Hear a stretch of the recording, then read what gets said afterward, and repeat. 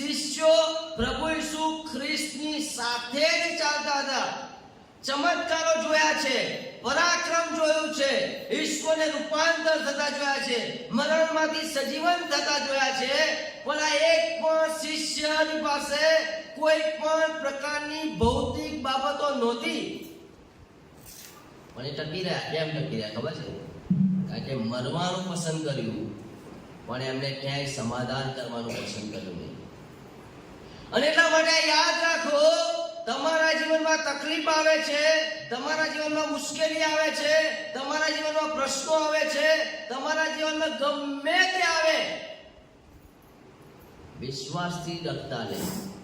શેતાનને કહેજો તું આ લઈ જઈ શકે છે, મારો જીવ પણ લઈ જઈ શકે છે, મારી પાસેથી ઈસુ લઈ જઈ શકતો નથી. કારણ કે ઈસુ પરનો વિશ્વાસ એ કોઈ પણ જાતના આશીર્વાદને કારણે છે જ નહીં.